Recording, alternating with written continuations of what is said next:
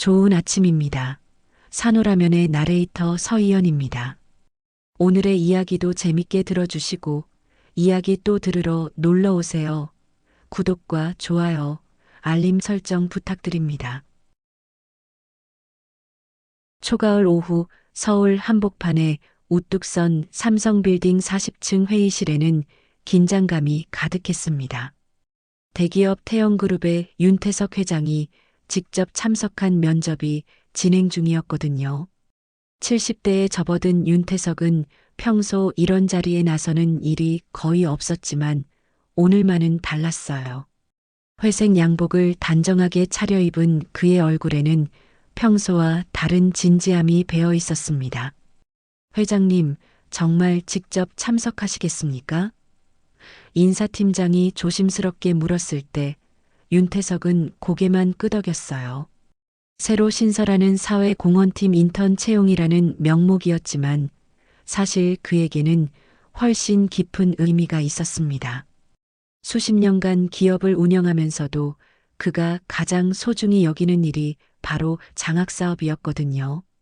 윤태석이 처음 장학사업을 시작한 것은 25년 전이었습니다.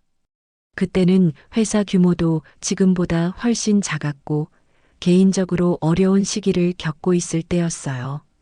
하지만 바로 그런 시기였기 때문에 더욱 절실하게 느꼈던 것이 도움이 필요한 사람들에게 손을 내미는 일의 소중함이었습니다. 자신도 젊은 시절 어려웠던 기억이 있었거든요. 그는 아무도 모르게 수백 명의 학생들을 후원해 왔습니다. 무명의 기부자라는 이름으로 매달 장학금을 보내면서 항상 마지막에 한 문장을 적어 넣곤 했죠. 당신의 하루가 누군가의 희망이 되길 바랍니다. 이 문장은 그의 인생 철학이자 젊은이들에게 전하고 싶은 가장 간절한 메시지였어요. 돈만 주는 것이 아니라 마음도 함께 전하고 싶었던 것입니다. 회의실 안은 정적이 흘렀습니다. 5명의 면접관이 둘러앉은 긴 테이블 위에는 지원자들의 서류가 깔끔하게 정리되어 있었어요. 오늘 면접을 보러 온 지원자들은 모두 15명이었습니다. 윤태석은 각 지원자의 이력서를 하나씩 훑어보며 마음의 준비를 했어요. 이름도 얼굴도 모르는 젊은이들이었지만 그들 각자에게는 저마다의 이야기가 있을 것이라는 생각이 들었습니다. 면접은 오전 9시부터 차례대로 진행되었습니다. 첫 번째 지원자는 명문대 출신의 남학생이었어요. 스펙이 화려했고 준비된 답변들도 매끄러웠습니다. 하지만 윤태석의 마음에는 특별히 와닿는 것이 없었어요. 너무 완벽해서 오히려 진정성이 느껴지지 않았거든요. 두 번째, 세 번째 지원자들도 마찬가지였습니다. 모두 비슷비슷한 답변들을 늘어놓았고 사회공헌에 대한 열정보다는 좋은 회사에 취업하려는 목적이 더 큰 것 같았어요. 사회에 기여하고 싶습니다. 도움이 필요한 사람들을 돕고 싶습니다라는 말들이 반복되었지만 그 말 속에서 진심을 찾기는 어려웠습니다. 점심시간이 되자 윤태석은 잠깐 휴식을 취했습니다. 창밖으로 보이는 서울의 풍경을 바라보며 그는 자신이 왜 이 자리에 앉아 있는지 다시 한번 생각해 보았어요. 단순히 직원을 뽑는 것이 아니라 정말로 사회 공헌의 의미를 이해하고 실천할 수 있는 사람을 찾고 있었습니다. 그런 사람이 과연 있을까 하는 의문이 들기 시작했어요. 오후 면접이 재개되었을 때도 상황은 크게 다르지 않았습니다. 8번째, 9번째 지원자들을 만나면서 윤태석은 점점 피로감을 느꼈어요.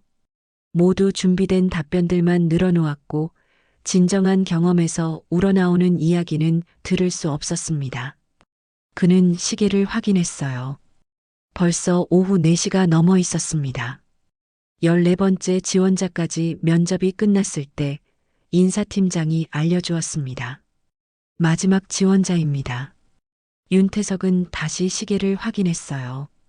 오후 5시가 넘어 있었습니다. 하루 종일 이어진 면접으로 피로감이 몰려왔지만 그는 마지막까지 집중하려고 노력했습니다. 혹시 마지막 지원자가 자신이 찾던 사람일지도 모른다는 희망을 품고 있었거든요. 문이 열리며 젊은 여성이 들어왔습니다. 김서윤이라는 이름표를 단 그녀는 20대 후반으로 보였어요. 다른 지원자들처럼 화려한 브랜드 정장을 입지 않았지만 깔끔하고 단정한 모습이었습니다. 그녀의 첫인상에서 가장 눈에 띄는 것은 바로 눈빛이었어요. 다른 지원자들과는 확연히 다른 무언가가 있었습니다. 긴장하고 있는 것은 분명했지만 그 속에서 진정성과 따뜻함을 동시에 느낄 수 있었어요. 윤태석은 무의식 중에 몸을 앞으로 기울였습니다. 하루 종일 지쳐있던 마음에 묘한 기대감이 생겨나기 시작했어요. 김서윤은 면접관들을 차례로 바라보며 정중하게 인사를 건넸습니다. 안녕하세요. 그녀의 목소리에는 떨림이 있었지만 동시에 확신에 찬 무언가도 함께 담겨 있었어요. 면접관들이 자리를 권하자 김서윤은 차분하게 앉았습니다. 그녀는 잠깐 숨을 고르고는 면접관들을 다시 한번 바라보았어요. 그 순간 윤태석과 눈이 마주쳤을 때 그는 이상한 느낌을 받았습니다. 마치 어디선가 본 듯한, 그러면서도 전혀 모르는 사람 같은 묘한 기분이었어요. 자기소개해 보세요. 인사팀장의 질문이 떨어지자 김서윤은 잠깐 미소를 지었습니다. 그 미소에는 긴장감도 있었지만 동시에 자신감과 따뜻함이 함께 담겨 있었어요. 그리고는 또렷하고 차분한 목소리로 말을 시작했습니다. 저는 오늘도 이렇게 말하며 하루를 시작합니다. 그녀의 목소리가 회의실 전체에 울려 퍼졌어요.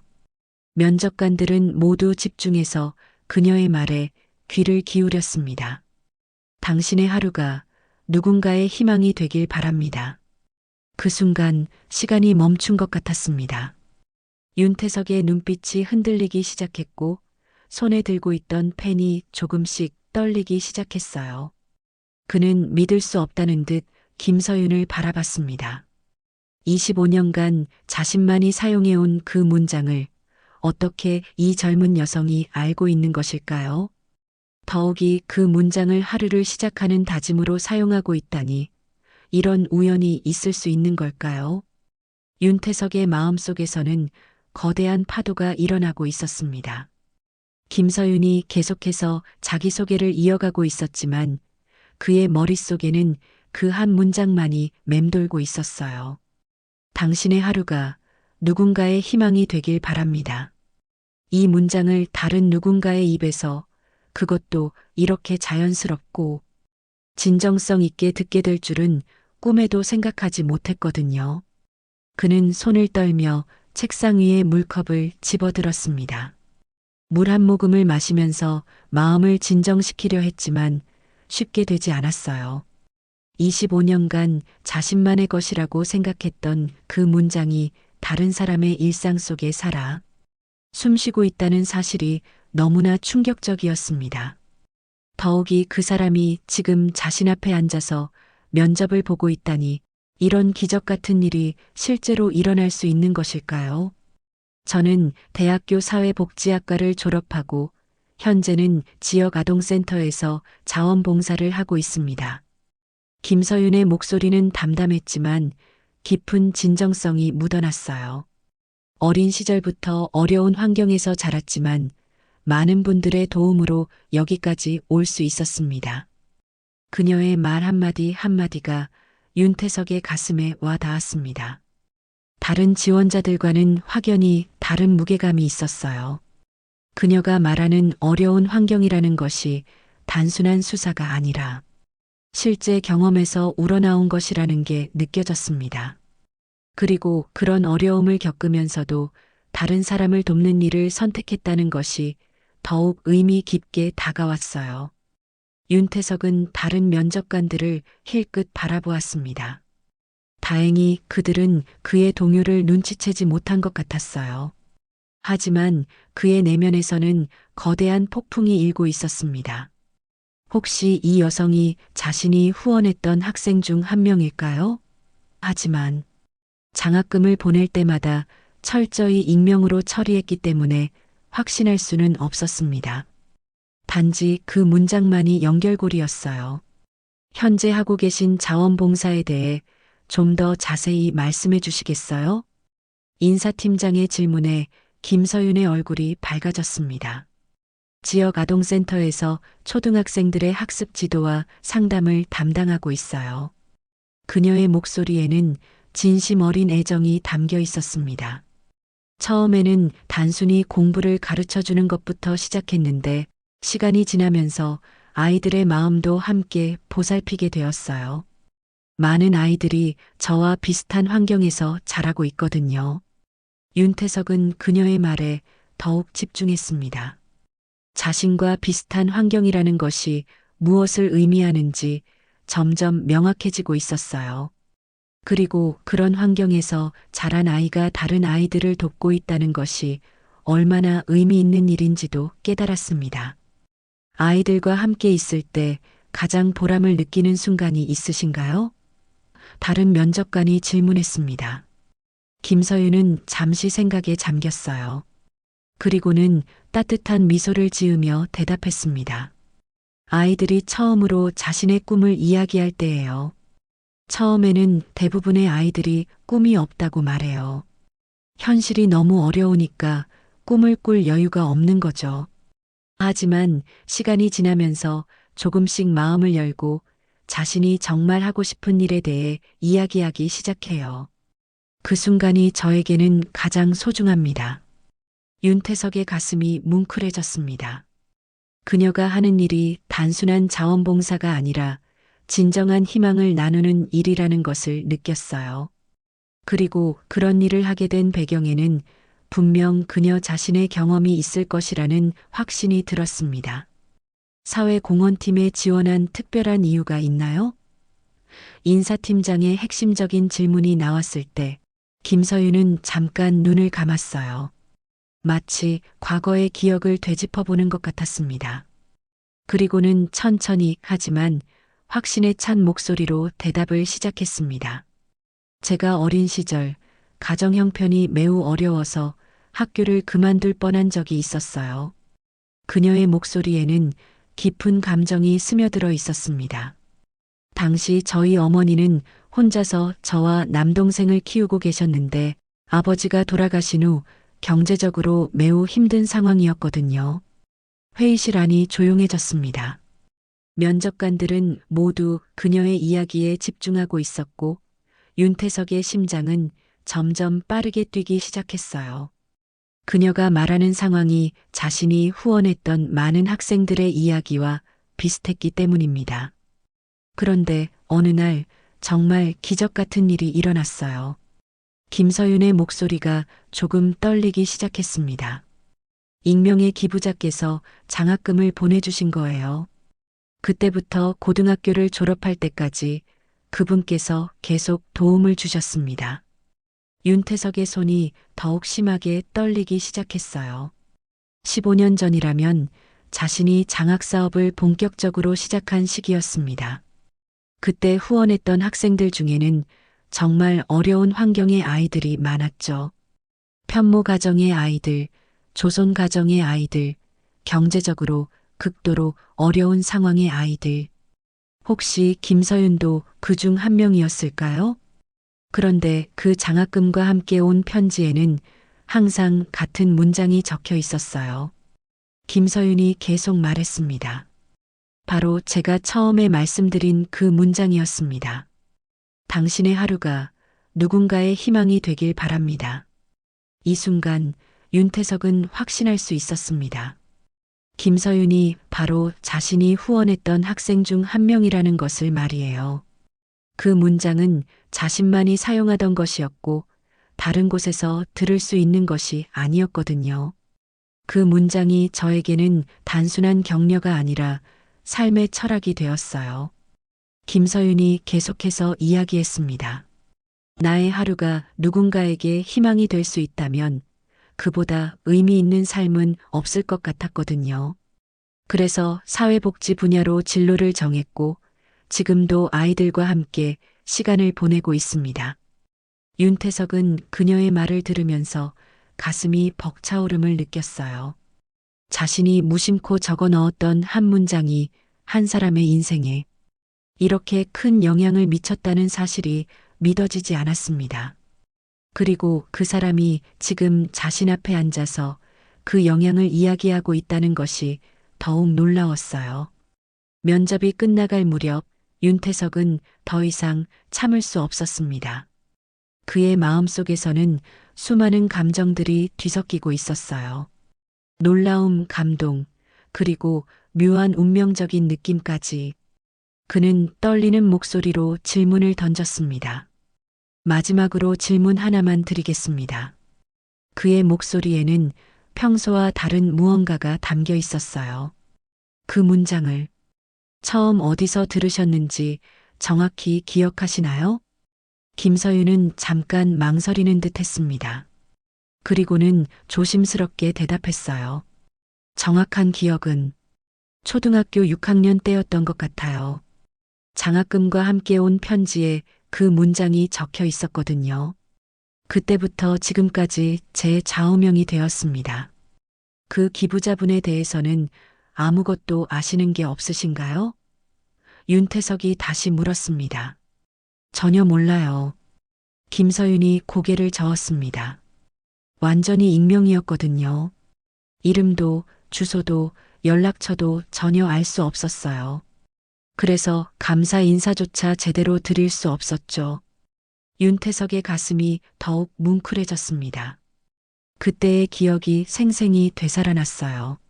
어린 김서윤에게 장학금을 보낼 때의 마음, 그리고 익명으로 도움을 주기로 결정했던 이유들까지 모든 것이 떠올랐습니다.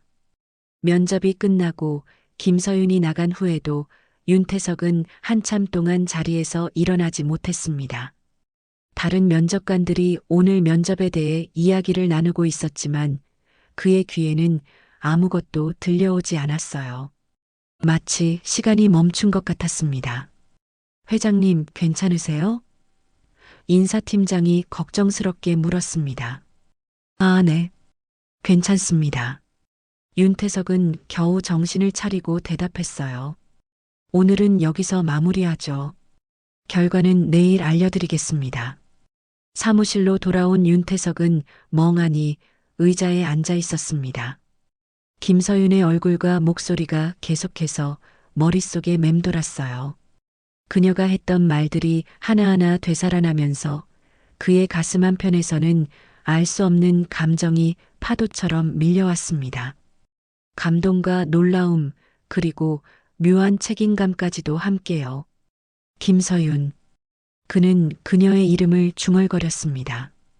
분명히 어디서 들어본 이름이었지만 정확한 기억이 나지 않았어요. 하지만 그 문장만으로도 충분히 확신할 수 있었습니다. 그녀가 바로 자신이 후원했던 학생 중 한 명이라는 것을 말이에요. 윤태석은 책상 서랍을 열고 오래된 수첩 하나를 꺼냈습니다. 25년간 장학사업을 하면서 꼼꼼히 기록해둔 노트였어요. 매년 후원한 학생들의 이름, 학교, 가정환경, 그리고 간단한 근황까지 모든 것이 정리되어 있었습니다. 그는 이 노트를 보물처럼 아껴왔어요. 자신이 도운 사람들에 대한 유일한 기록이었거든요. 페이지를 넘기면서 그는 과거의 기억들을 되짚어 보았습니다. 처음 장학사업을 시작했을 때의 마음가짐, 어려운 환경의 학생들을 도우려던 순수한 의도들이 되살아났어요. 매달 장학금을 보내면서도 절대 자신의 이름을 밝히지 않았던 이유는 받는 사람이 부담을 느끼지 않기를 바랐기 때문입니다. 순수한 도움이 되고 싶었던 거죠. 여기 있군요. 수첩의 한 페이지에서 김서윤이라는 이름을 발견한 순간 윤태석의 손이 멈췄습니다. 15년 전의 기록이었어요.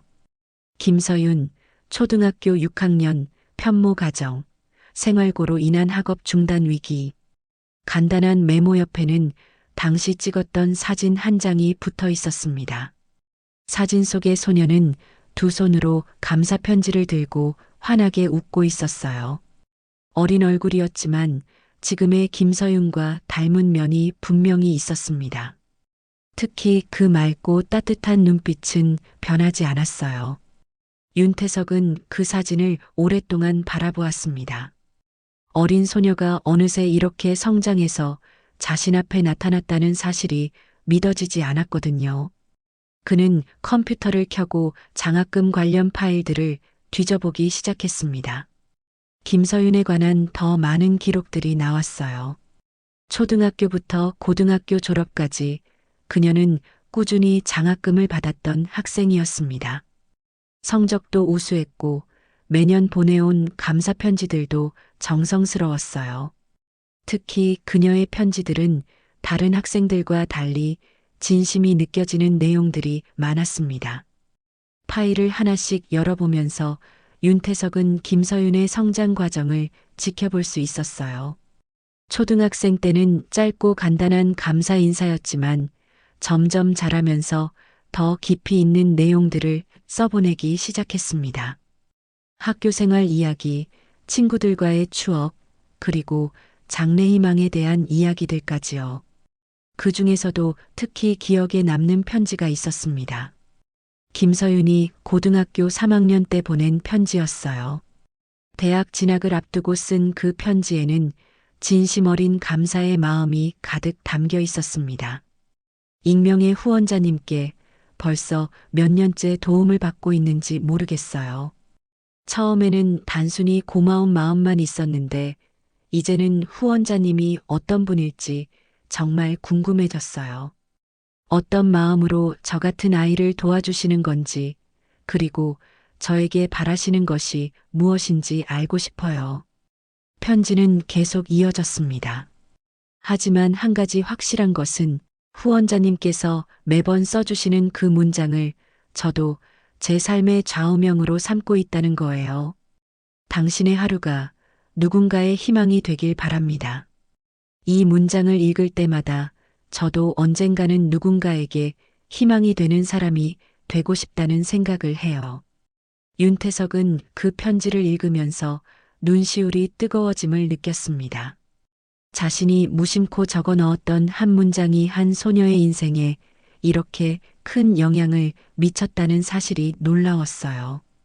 그리고 그 소녀가 지금까지 그 문장을 기억하고 있을 뿐만 아니라 실제로 그 문장대로 살아가고 있다는 것이 더욱 감동적이었습니다. 편지의 마지막 부분을 읽을 때 윤태석의 가슴은 더욱 벅차올랐어요. 대학에 가서도 그리고 사회에 나가서도 후원자님께서 가르쳐 주신 그 마음을 잊지 않겠어요. 저도 제 하루가 누군가의 희망이 될 수 있도록 열심히 살겠습니다. 언젠가 기회가 된다면 꼭 한번 만나 뵙고 싶어요. 그는 편지를 내려놓고 깊은 한숨을 쉬었습니다. 김서윤이 그토록 만나고 싶어 했던 그 사람이 바로 자신이라는 사실이 새삼스러웠어요. 그리고 지금 그녀가 자신 앞에 나타나서 면접을 보았다는 것이 정말 기적 같은 일이라는 생각이 들었습니다. 윤태석은 더 깊은 서랍을 열어 오래된 봉투 하나를 꺼냈습니다. 15년도 더 된 그 봉투는 색이 발해 있었지만 여전히 깔끔하게 보관되어 있었어요. 이 봉투에는 특별한 사연이 있었습니다. 김서윤이 초등학교 때 무명의 기부자에게 보내려 했던 감사 편지였거든요. 하지만 받는 사람의 주소가 없어서 우체국에서 되돌려 보낸 편지였죠. 당시 우체국 직원이 윤태석에게 연락을 했었어요. 보내는 주소만 적혀 있고 받는 주소 칸이 비워져 있는 편지가 있습니다. 혹시 받으실 건가요? 그때 윤태석은 호기심에 그 편지를 받아보기로 했습니다. 어떤 아이가 자신에게 편지를 보내려 했는지 궁금했거든요. 봉투를 열어보니 색이 바랜 편지지가 나왔어요. 어린 김서윤의 삐뚤빼뚤한 글씨로 정성스럽게 적힌 편지였습니다. 연필로 꾹꾹 눌러 쓴 글자들에서는 그때의 진심이 그대로 느껴졌어요. 윤태석은 그 편지를 천천히 읽기 시작했습니다. 모르는 아저씨께 안녕하세요. 저는 김서윤이라고 해요. 올해 초등학교 6학년이에요. 아저씨가 보내주신 장학금 덕분에 학교를 계속 다닐 수 있게 되었어요. 정말 정말 고마워요. 편지는 아이다운 순수한 표현들로 가득했습니다.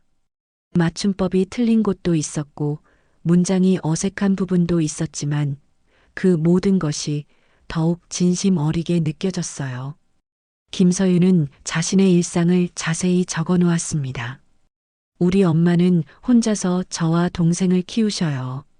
아빠가 하늘나라에 가신 후로 엄마가 정말 힘들어 하세요. 밤늦게까지 일하시고 주말에도 쉬지 못하세요.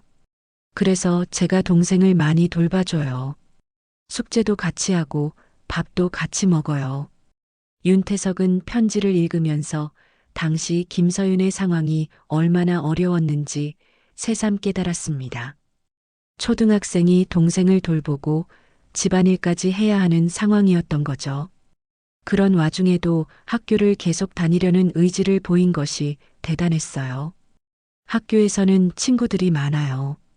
특히 민지라는 친구가 제일 좋아요. 민지는 항상 저를 도와줘요. 점심도 나눠 먹고 연필도 빌려줘요. 저는 민지에게 공부를 가르쳐 줘요. 수학을 정말 잘 가르쳐 준다고 해요. 김서윤은 어려운 상황에서도 친구들과의 우정을 소중히 여기고 있었어요. 그리고 자신이 받은 도움을 다른 방식으로 돌려주려는 마음도 가지고 있었습니다.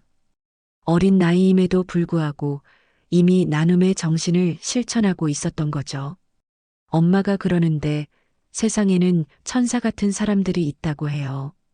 보이지 않는 곳에서 어려운 사람들을 도와주는 천사들이 있다고 해요. 아저씨도 그런 천사 중 한 분인 것 같아요. 아저씨 덕분에 저는 꿈을 포기하지 않을 수 있어요. 편지의 중간 부분에서 김서윤은 자신의 꿈에 대해 이야기했습니다. 저는 커서 선생님이 되고 싶어요. 아니면 아저씨처럼 어려운 사람들을 도와주는 일을 하고 싶어요. 제가 받은 도움을 다른 사람들에게도 나눠주고 싶거든요. 윤태석은 이 부분을 읽으면서 가슴이 뭉클해졌습니다.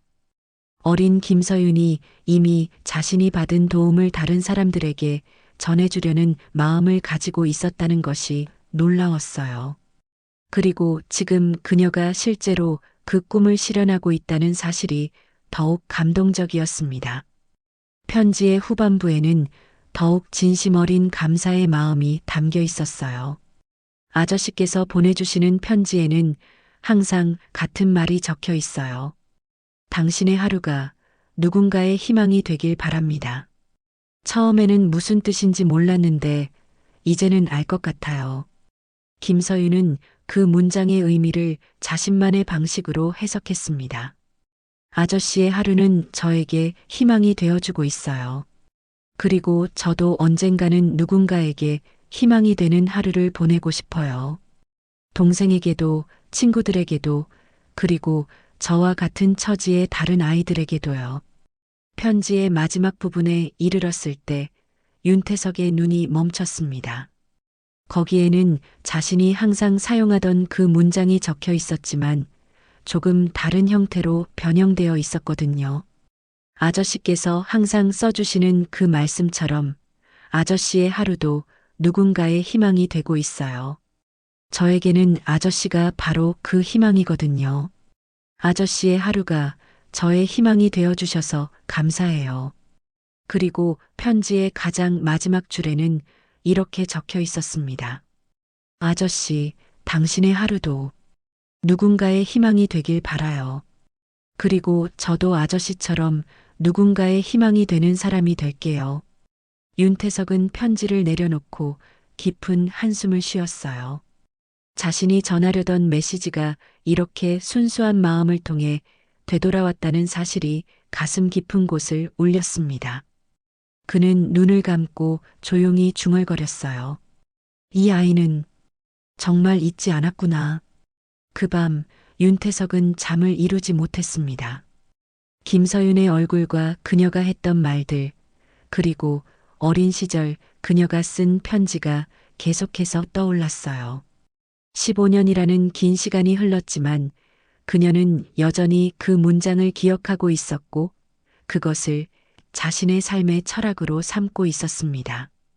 자신이 했던 일의 의미를 이렇게 직접 확인하게 될 줄은 생각하지 못했어요. 익명으로 도움을 주는 것이 옳다고 믿었고 결과를 확인하려 하지도 않았거든요. 하지만 지금 이 순간 그는 자신의 작은 도움이 한 사람의 인생에 얼마나 큰 변화를 가져다 줄 수 있는지를 깨달았습니다. 5장 마이너스 진실 없는 고백. 다음 날 아침 윤태석은 평소보다 일찍 회사에 도착했습니다. 밤새 잠을 제대로 이루지 못했지만 오히려 정신은 그 어느 때보다 맑았어요. 김서윤과의 만남이 운명적이라는 생각이 들었고 이제 어떻게 해야 할지 결정을 내려야 할 때라고 느꼈습니다. 그는 인사팀장에게 연락해서 김서윤을 다시 불러달라고 요청했습니다. 면접 결과를 개별적으로 알려드리려고 합니다.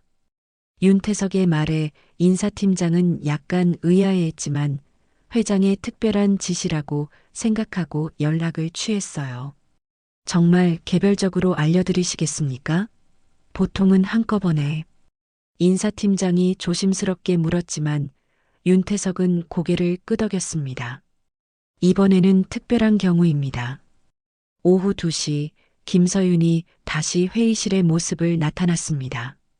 어제와 같은 정장을 입었지만 표정은 더욱 긴장되어 보였어요. 면접 결과를 듣기 위해 온 자리였으니 당연한 일이었죠. 그녀의 손이 미세하게 떨리고 있는 것을 윤태석은 놓치지 않았습니다. 안녕하세요, 회장님. 김서윤은 어제와 같은 밝은 미소로 인사했지만 그 미소 뒤에 숨겨진 긴장감을 윤태석은 느낄 수 있었어요. 그는 최대한 차분한 목소리로 대답했습니다. 앉으세요. 윤태석은 그녀를 바라보며 말했습니다. 먼저 면접 결과를 말씀드리기 전에 궁금한 것이 있어서 다시 불렀습니다. 김서윤은 조금 더 긴장한 표정을 지었어요.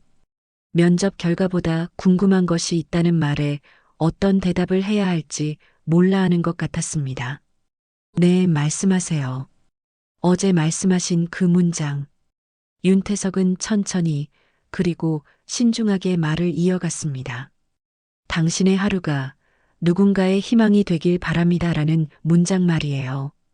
그 문장을 어디서 들었는지 정확히 기억나시나요? 김서윤은 잠깐 생각에 잠겼습니다. 그리고는 진심 어린 목소리로 대답했어요. 초등학생 때 받았던 장학금 편지에 적혀 있었어요. 그때부터 지금까지 15년간 줄곧 간직하고 있는 문장입니다. 15년. 윤태석이 그 숫자를 되뇌었습니다.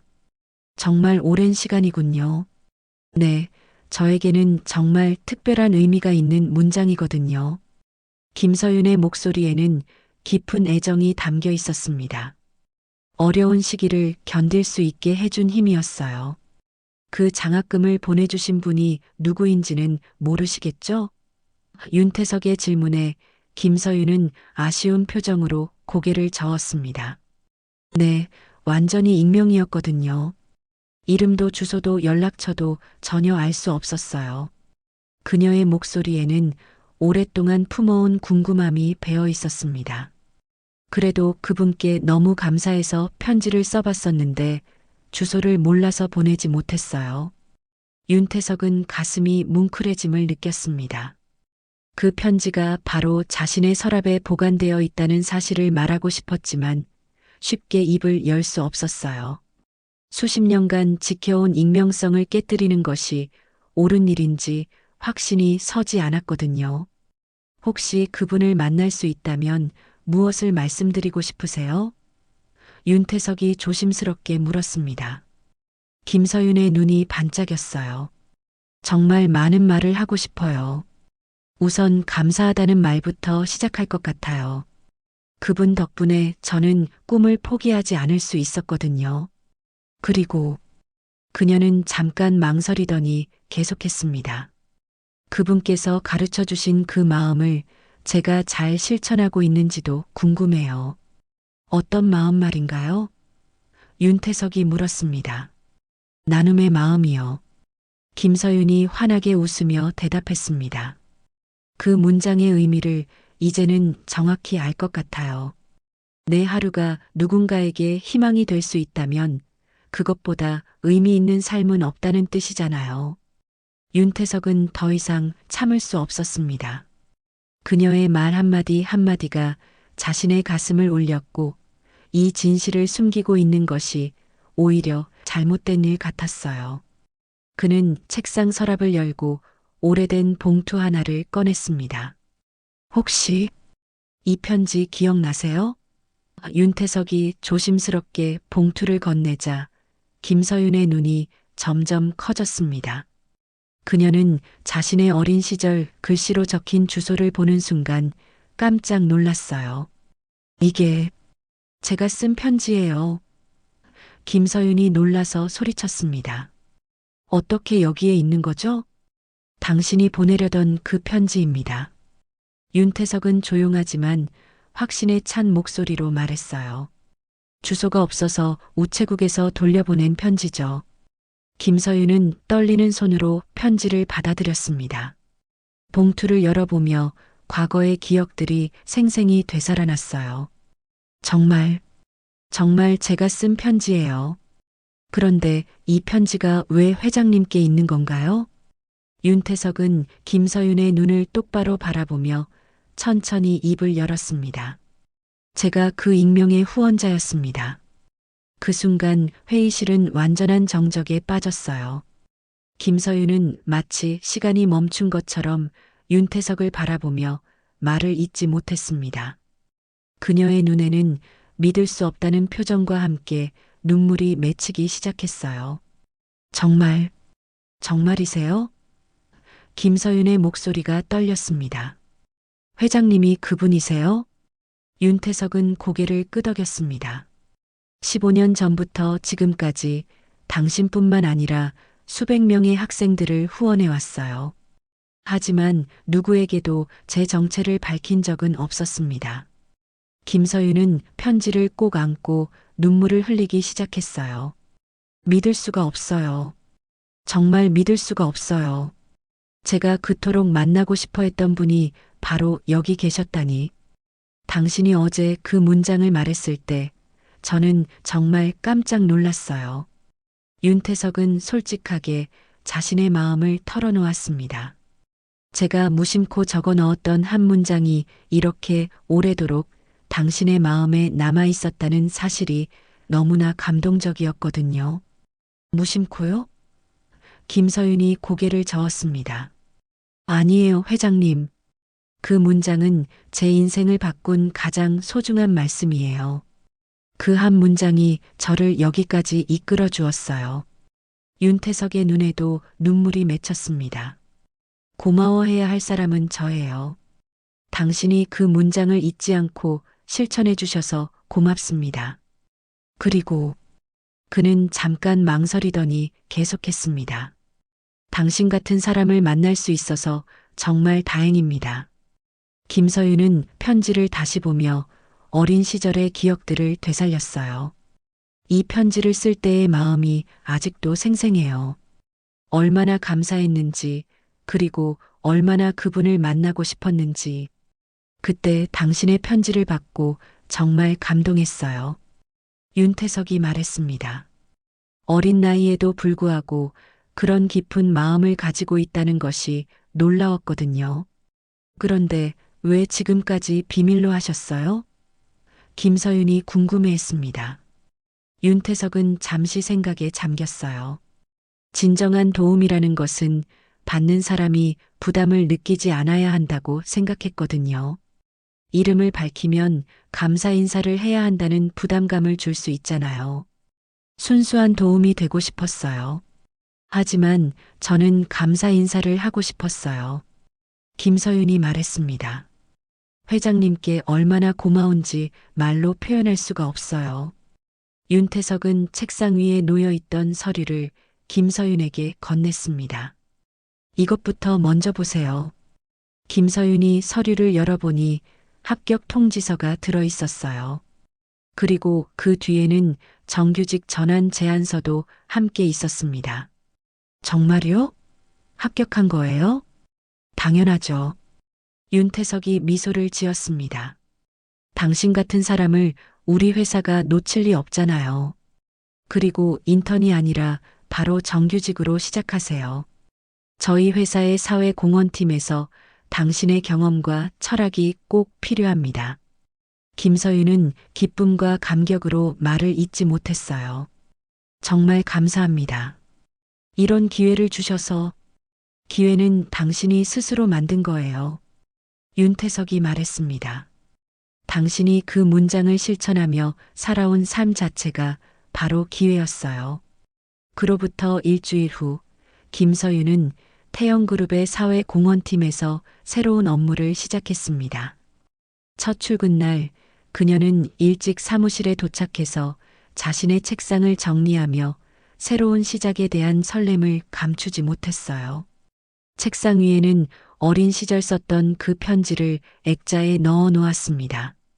매일 그것을 보며 초심을 잃지 않으려고 했거든요.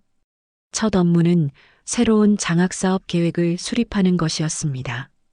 윤태석은 김서윤에게 기존의 장학사업을 더욱 체계적이고 효과적으로 운영할 수 있는 방안을 연구해 달라고 요청했어요. 그녀에게는 이보다 완벽한 업무가 없었습니다. 김서윤은 자신의 경험을 바탕으로 장학사업의 새로운 모델을 제시했습니다. 단순히 경제적 지원만 하는 것이 아니라 정서적 지원과 멘토링까지 포함하는 종합적인 프로그램이었어요. 어려운 환경의 아이들에게는 돈만큼이나 마음의 지지가 필요해요. 김서윤의 제안을 들은 윤태석은 깊이 공감했습니다. 특히 김서윤이 제안한 희망의 편지 프로그램은 윤태석의 마음을 크게 움직였어요. 장학금과 함께 개인적인 응원 메시지를 보내는 것이었는데 바로 자신이 해왔던 일과 같았거든요. 하지만 김서윤의 계획은 더욱 체계적이었습니다. 매달 장학금과 함께 개인 맞춤형 편지를 보내는 거예요. 김서윤이 열정적으로 설명했습니다. 아이들의 성장 과정을 지켜보고 그에 맞는 격려와 조언을 해주는 거죠.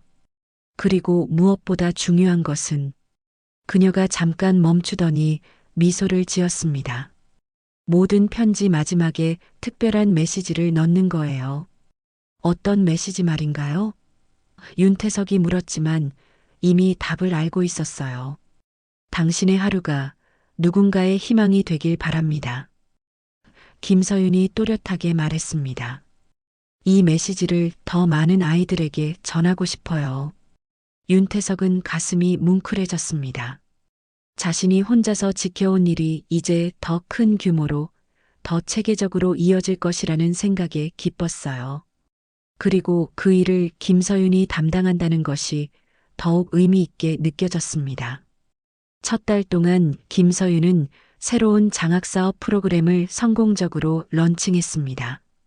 기존에 후원받던 학생들뿐만 아니라 새로 선발된 100명의 학생들이 프로그램에 참여하게 되었어요. 김서윤은 각 학생의 사연을 꼼꼼히 읽고 개인별 맞춤 편지를 작성했습니다.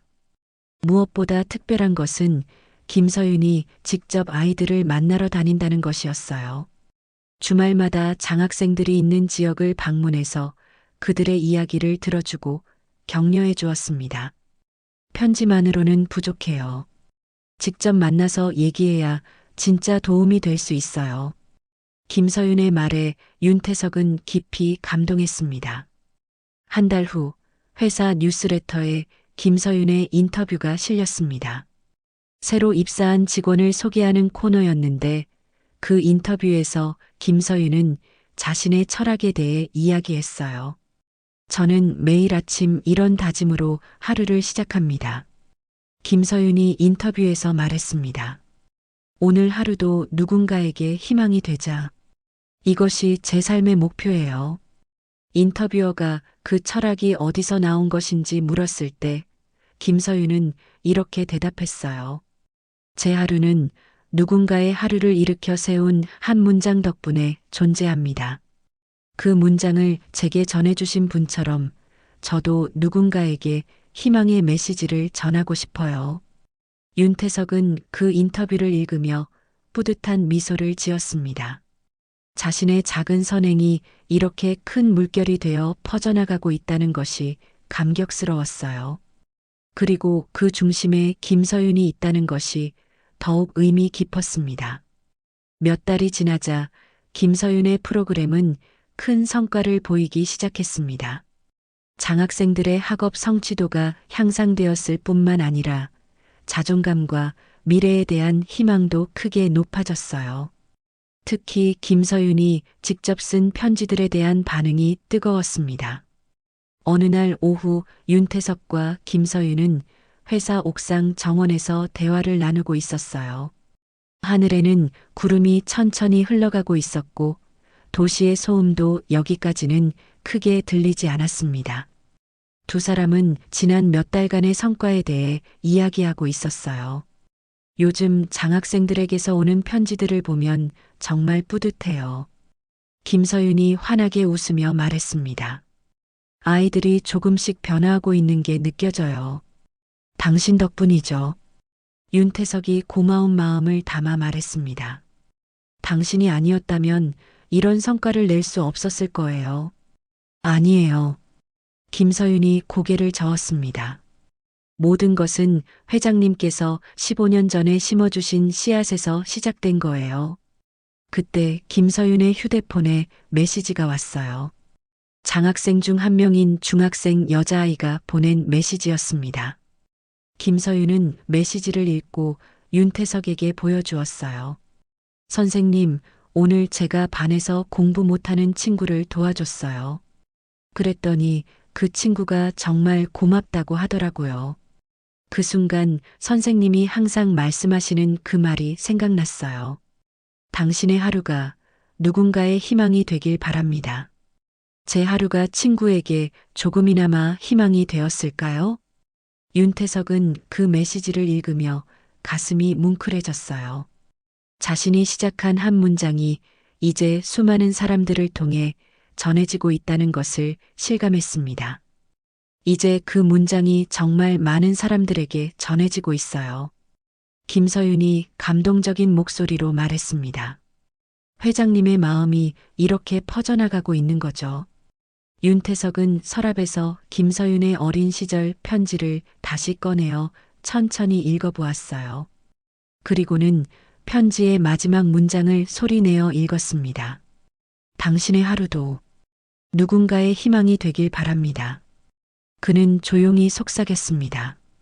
그 말이 정말로 돌아왔구나. 그로부터 3년이 흘렀습니다. 김서윤이 기획하고 운영하는 희망의 편지 프로그램은 태영그룹의 대표적인 사회공헌 활동이 되었어요. 현재 1000명이 넘는 학생들이 이 프로그램의 혜택을 받고 있으며 매년 그 규모는 더욱 커지고 있습니다. 무엇보다 놀라운 것은 이 프로그램을 졸업한 학생들이 다시 후배들을 돕는 선순환 구조가 만들어졌다는 점이에요. 장학금을 받고 대학에 진학한 학생들이 대학생 멘토가 되어 후배들을 지도하고 사회에 나간 졸업생들은 소액이나마 후원금을 보내고 있습니다. 김서윤은 이제 태영그룹 사회공헌팀의 팀장이 되었어요. 그녀의 리더십 하에 다양한 사회공헌 프로그램들이 개발되고 운영되고 있습니다. 하지만 그 모든 프로그램의 중심에는 항상 그 한 문장이 있었어요. 당신의 하루가 누군가의 희망이 되길 바랍니다. 어느 봄날 오후 윤태석은 김서윤과 함께 서울의 한 초등학교를 방문했습니다. 새로 선발된 장학생들을 만나기 위해서였어요. 아이들은 윤태석과 김서윤을 보며 신기해했지만 동시에 감사한 마음을 표현했습니다. 그 중에서도 특히 눈에 띄는 아이가 있었어요. 초등학교 6학년인 박지민이라는 여자아이였는데 김서윤의 어린 시절과 비슷한 환경에 있는 아이였습니다. 편모 가정에서 자라고 있었고 경제적으로 어려운 상황이었지만 공부에 대한 열의만큼은 누구보다 강했어요. 지민아, 앞으로 매달 장학금과 함께 편지가 올 거야. 김서윤이 다정하게 말했습니다. 그 편지에는 특별한 메시지가 적혀 있을 거고 그 메시지를 꼭 기억했으면 좋겠어. 어떤 메시지예요? 박지민이 호기심 어린 눈빛으로 물었습니다. 김서윤은 윤태석을 바라보고는 미소를 지었어요. 그리고는 박지민에게 그 소중한 문장을 전해주었습니다. 당신의 하루가 누군가의 희망이 되길 바랍니다. 이 말의 의미를 지민이가 자라면서 조금씩 깨달아갔으면 좋겠어. 박지민은 그 문장을 몇 번 되뇌더니 고개를 끄덕였어요. 네, 꼭 기억할게요. 학교를 나서며 윤태석과 김서윤은 나란히 걸었습니다. 석양이 지는 하늘을 바라보며 두 사람은 각자의 마음속 감회를 정리하고 있었어요. 회장님, 그때 만약 익명으로 도움을 주지 않으셨다면 어땠을까요? 김서윤이 문득 궁금해했습니다. 윤태석은 잠시 생각해 보더니 대답했어요. 그랬다면 오늘 이 순간은 없었겠죠. 당신도 저를 만나지 못했을 테고 이 프로그램도 만들어지지 않았을 거예요. 그럼 익명이었던 게 잘한 일이네요. 김서윤이 웃으며 말했습니다. 하지만 이제는 익명이 아니에요. 윤태석이 그녀를 바라보며 말했습니다. 이제는 우리 둘이 함께 이 일을 하고 있으니까요. 그날 저녁 김서윤은 새로 선발된 장학생들에게 보낼 첫 번째 편지를 작성했습니다. 각 아이들의 상황에 맞는 개별적인 내용들을 정성스럽게 적었고 마지막에는 어김없이 그 문장을 적어 넣었어요. 박지민 양에게 당신의 하루가 누군가의 희망이 되길 바랍니다. 그리고 당신도 언젠가는 누군가에게 희망이 되는 사람이 되길 바라요. 편지를 다 쓰고 나서 김서윤은 창밖을 바라보았습니다. 도시의 불빛들이 하나둘 켜지기 시작하는 시간이었어요. 어디선가 또 다른 아이가 희망을 품고 꿈을 키우고 있을 것이라는 생각이 들었습니다. 그녀는 책상 위에 놓인 어린 시절 편지를 다시 한번 바라보았어요. 18년 전 어린 김서윤이 무명의 후원자에게 보내려 했던 그 편지 말이에요. 그리고는 조용히 중얼거렸습니다. 고마워요. 그때의 나. 내가 포기하지 않아서 오늘의 내가 있을 수 있어. 한편 윤태석은 자신의 서재에서 새로운 계획을 세우고 있었습니다. 김서윤과 함께 만든 희망의 편지 프로그램을 전국으로 확대하는 것이었어요. 더 많은 기업들이 참여할 수 있도록 하고 더 많은 아이들에게 희망을 전할 수 있도록 하는 것이 목표였습니다. 그는 책상 위에 놓인 사진을 바라보았어요. 김서윤과 함께 장학생들을 만난 날 찍은 사진이었습니다. 사진 속에서 아이들은 환하게 웃고 있었고 김서윤도 행복한 표정을 짓고 있었어요. 자신도 오랜만에 진심으로 웃고 있는 모습이었습니다. 정말 기적 같은 일이야. 윤태석이 혼잣말을 했습니다. 한 문장이 이렇게 큰 기적을 만들어낼 줄은. 그는 펜을 들고 새로운 편지를 쓰기 시작했어요. 이번에는 김서윤에게 보내는 편지였습니다. 함께 일한 지 3년이 되는 날을 기념하는 편지였죠. 서윤 양에게 당신과 함께 일할 수 있어서 정말 행복합니다. 당신이 보여준 진정한 나눔의 정신이 더 많은 사람들에게 전해지길 바라요. 그리고 무엇보다 당신의 하루가 정말로 많은 사람들의 희망이 되고 있다는 것을 알아주세요. 편지의 마지막에 그는 어김없이 그 문장을 적었습니다. 당신의 하루가 누군가의 희망이 되길 바랍니다. 그리고는 펜을 내려놓고 조용히 미소를 지었어요. 25년 전 시작한 작은 선행이 이제는 수많은 사람들의 삶을 바꾸는 큰 물결이 되었다는 것이 감격스러웠습니다. 그리고 그 중심에는 언제나 그 한 문장이 있었어요. 밤이 깊어가는 시간, 서울 곳곳에서는 오늘도 누군가가 희망을 품고 내일을 준비하고 있었습니다. 어떤 이는 장학금 덕분에 꿈을 포기하지 않을 수 있었고, 어떤 이는 따뜻한 편지 한 통 때문에 힘을 얻었어요. 그리고 그 모든 것의 시작에는 한 문장이 있었습니다. 당신의 하루가 누군가의 희망이 되길 바랍니다. 이 문장은 이제 단순한 격려가 아니라 실제로 많은 사람들의 삶을 바꾸는 마법의 주문이 되었어요. 윤태석에서 시작되어 김서윤에게 전해지고 이제는 수많은 사람들에게 퍼져나가고 있는 희망의 메시지였습니다. 그리고 내일도 모레도 이 메시지는 계속해서 새로운 사람들에게 전해질 것입니다. 각자의 하루가 누군가에게는 소중한 희망이 될 수 있다는 믿음과 함께 말이에요. 그로부터 또다시 5년이 흘렀습니다. 김서윤이 기획한 희망의 편지 프로그램은 이제 한국을 넘어 아시아 전역으로 확산되었어요.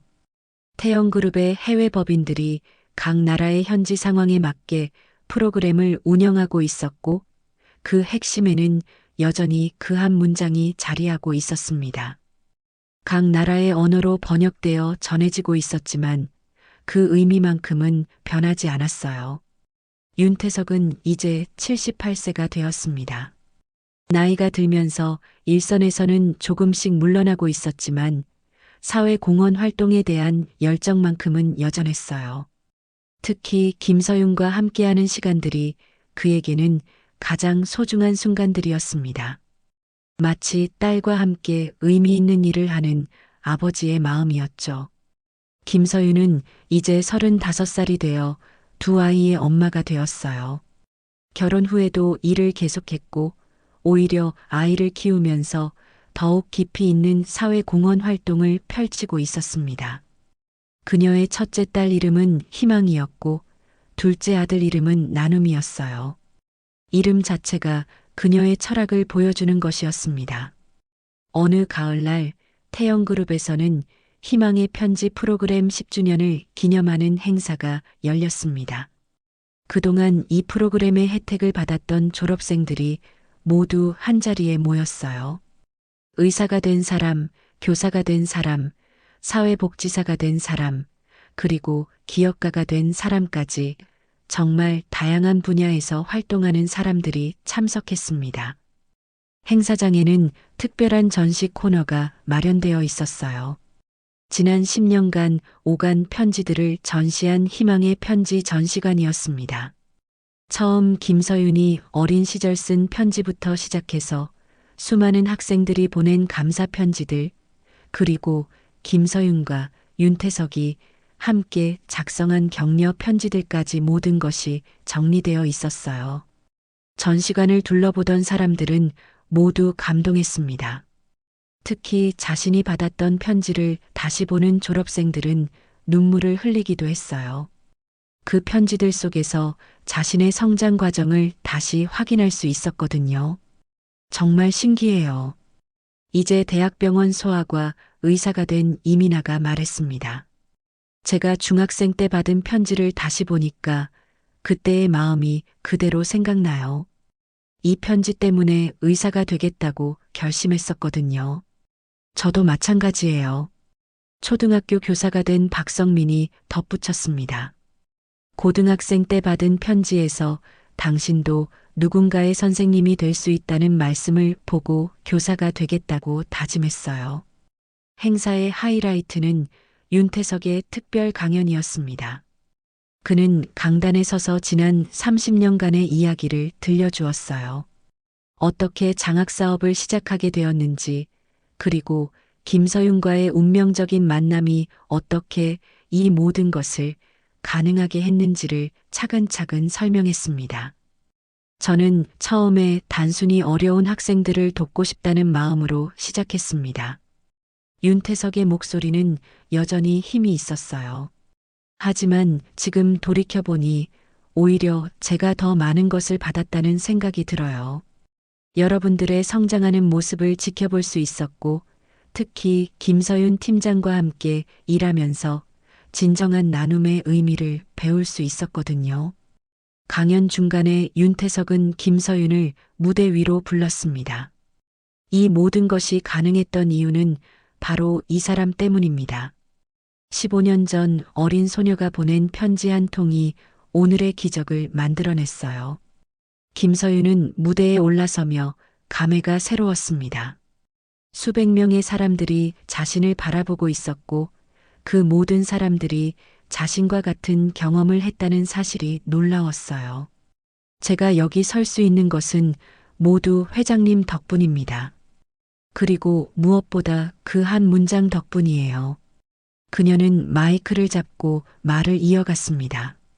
저는 오늘도 아침에 일어나면서 그 문장을 되새겨요. 당신의 하루가 누군가의 희망이 되길 바랍니다. 이 문장이 제 삶을 바꿔놓았고 여러분의 삶도 바꿔놓았어요. 그리고 앞으로도 더 많은 사람들의 삶을 바꿔놓을 거예요. 행사가 끝난 후 윤태석과 김서윤은 조용한 카페에서 차를 마시며 대화를 나누었습니다.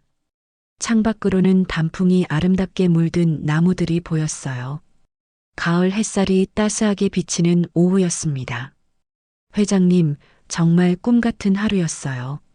김서윤이 감격스러운 목소리로 말했습니다. 10년 전만 해도 이런 날이 올 줄은 상상도 못했어요. 저도 마찬가지예요. 윤태석이 고개를 끄덕였습니다. 당신을 처음 만났을 때만 해도 이렇게 큰 일이 될 줄은 몰랐거든요. 그런데 회장님, 김서윤이 갑자기 진지한 표정을 지었습니다. 제가 항상 궁금했던 게 있어요. 뭔가요? 회장님은 왜 그 문장을 생각하게 되셨어요? 당신의 하루가 누군가의 희망이 되길 바랍니다라는 문장 말이에요.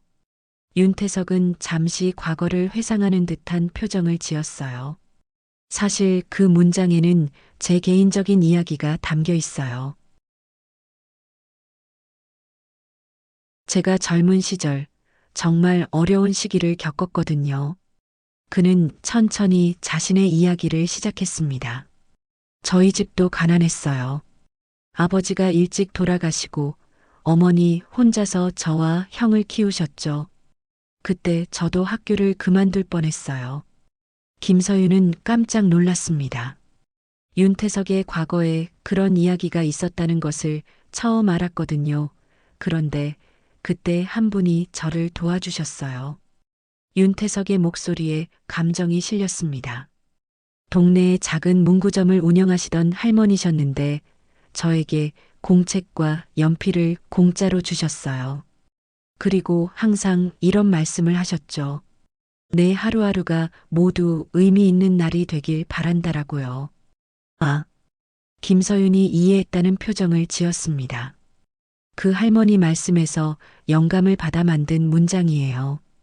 윤태석이 계속 설명했습니다. 내 하루가 누군가에게 의미가 있다면 그것이야말로 가장 보람 있는 삶이라고 생각했거든요. 그 할머니께는 나중에 인사를 드리셨어요? 김서윤이 궁금해했습니다. 윤태석은 잠깐 아쉬운 표정을 지었어요.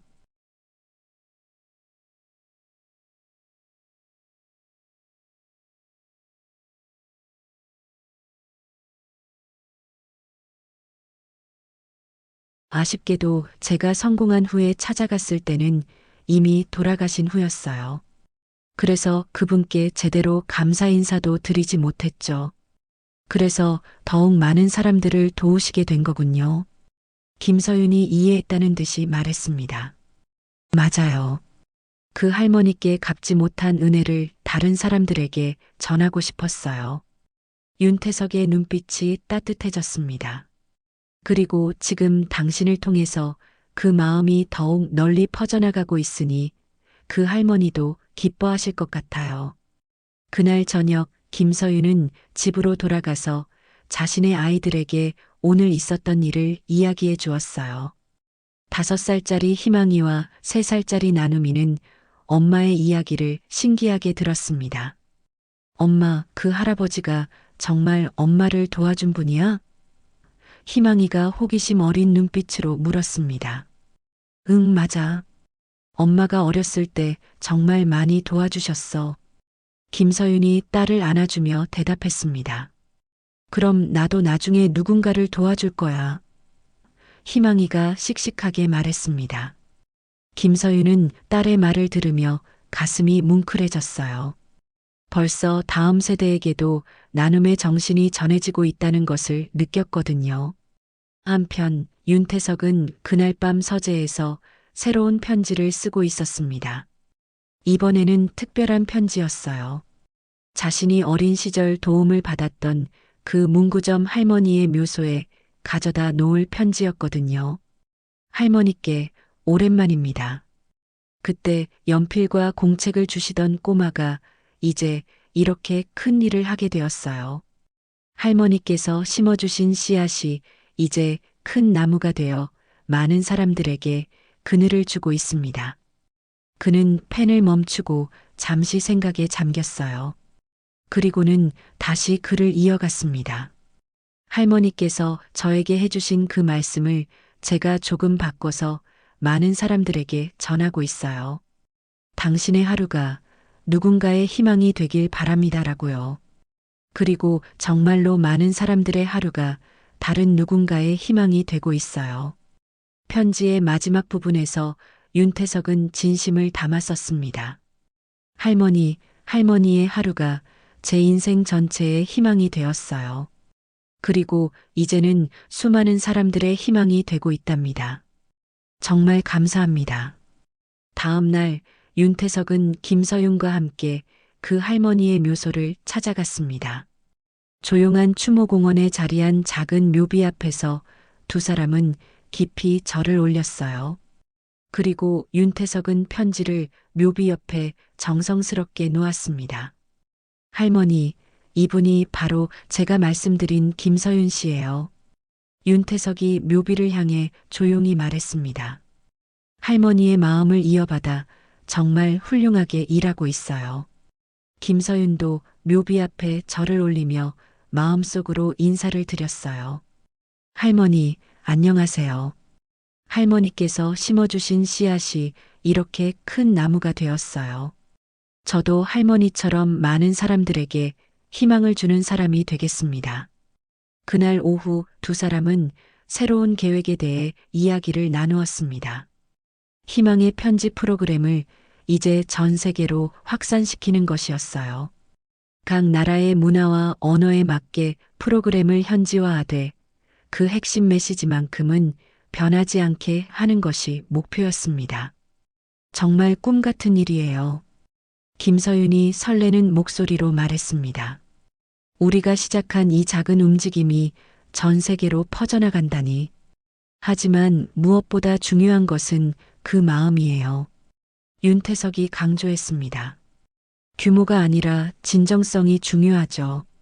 한 사람 한 사람에게 진심으로 희망을 전하는 것이 가장 중요해요. 그들의 대화는 해가 질 때까지 계속되었습니다. 두 사람 모두 이 일에 대한 열정과 사랑이 가득했거든요. 그리고 무엇보다 이 모든 것이 하나의 문장에서 시작되었다는 사실에 감동하고 있었어요. 저녁이 되어 집으로 돌아가는 길에 김서윤은 문득 하늘을 올려다보았습니다. 별들이 하나둘 나타나기 시작하는 시간이었어요. 그녀는 마음속으로 조용히 다짐했습니다. 오늘도 누군가의 희망이 되는 하루를 보냈을까? 내일도 또 누군가에게 희망을 줄 수 있을까? 그리고는 미소를 지으며 집으로 발걸음을 옮겼어요. 집에서는 아이들이 엄마를 기다리고 있을 테니까요. 그 아이들에게도 희망을 주는 엄마가 되어야겠다는 생각이 들었습니다. 윤태석 역시 자신의 집으로 향하며 비슷한 생각을 하고 있었어요. 78년의 인생을 돌이켜보며 가장 보람 있었던 순간들을 떠올렸습니다. 모두 누군가를 도운 순간들이었어요. 그리고 그 중에서도 김서윤과 함께한 시간들이 가장 소중했습니다. 그날 밤 서울 곳곳에서는 또 다른 사람들이 희망을 키우고 있었습니다. 어떤 이는 장학금 덕분에 대학 진학을 준비하고 있었고, 어떤 이는 따뜻한 편지를 읽으며 내일에 대한 힘을 얻고 있었어요. 그리고 그 모든 것의 중심에는 여전히 그 한 문장이 있었습니다. 당신의 하루가 누군가의 희망이 되길 바랍니다. 이 문장은 이제 단순한 인사말이 아니라 삶의 철학이 되었어요. 수많은 사람들이 이 문장을 마음에 새기고 살아가고 있었고, 실제로 많은 사람들의 하루가 다른 누군가의 희망이 되고 있었습니다. 그리고 이 이야기는 여기서 끝나지 않을 것입니다. 내일도 모레도 이 문장과 함께하는 새로운 이야기들이 계속 만들어질 테니까요. 어디선가 또 다른 윤태석과 김서윤의 만남이 있을 것이고, 또 다른 기적 같은 이야기가 시작될 것입니다. 왜냐하면 진정한 희망은 끝나지 않기 때문이에요. 한 사람에서 다른 사람으로, 한 세대에서 다음 세대로 계속해서 전해지는 것이 바로 희망이니까요. 그리고 그 희망의 씨앗은 바로 우리 각자의 하루 속에 심어져 있답니다.